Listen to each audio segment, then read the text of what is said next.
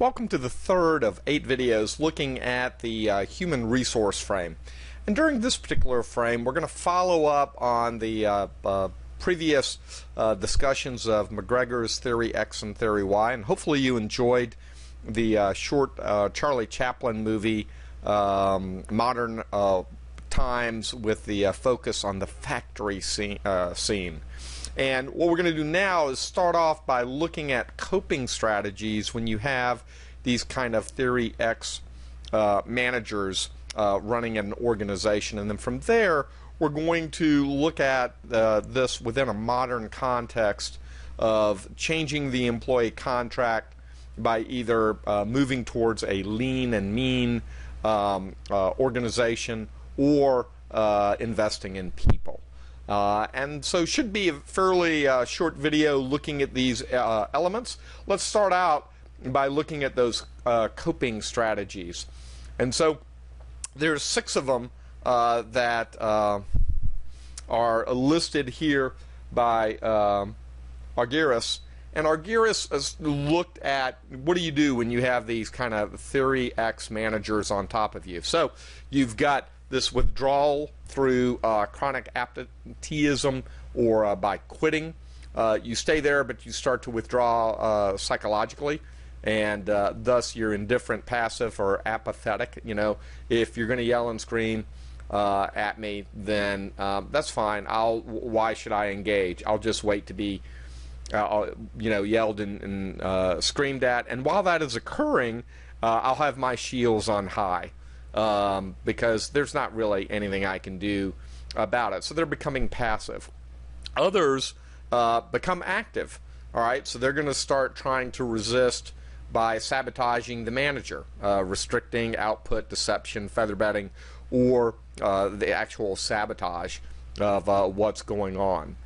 Then you've got 3 other active means of engagement. They try to leave the job and climb up the hierarchy to a position where they're not yelled and screamed at, or they're isolated from that. They start to form alliances and unions and other mechanisms of a kind of bottom-up protest to rebalance the power between the managers and the operating corps. And finally, they start to pass on lessons to other generations that work is going to be unrewarding, hope for advancement is slim, a job is a necessary evil. So, pretty pessimistic view of the world, but for those that find themselves under Theory X managers, they have to have some type of a coping strategy. All right, so let's look at changing the employment contract and this kind of contrast, if you will, between lean and mean and investing in people. So you see a fair amount of this going on these days, where you have a minimization, if you will, of human assets, and you're doing that either by downsizing, outsourcing, or using part-time and temporary employees. Within higher education, you see that. You see more and more stuff, kind of like this video, going online. You see the use of adjunct faculty instead of permanent faculty. You see the loads of faculty increasing. This works best when you can offset some of that work with technology and smart management that is aligned with the task at hand. A lot of times you'll see technology thrown at an inappropriate problem and it really doesn't solve it.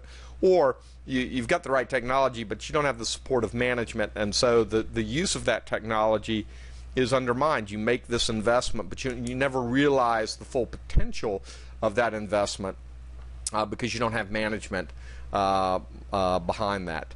A term has popped up called dumsizing, and that's downsizing to the point that you do significant damage to your public relations. Your customer become very angry with you.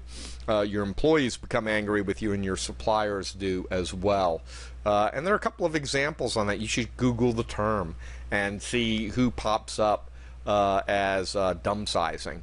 And then finally, this idea of lean and mean does have a corrosive effect on motivation and commitment, because it really sets a tone an atmosphere, a culture of I may be next, and I need to engage in other types of activities to ensure that I'm not next when the next downsizing, outsourcing, or move to part-time employees takes place.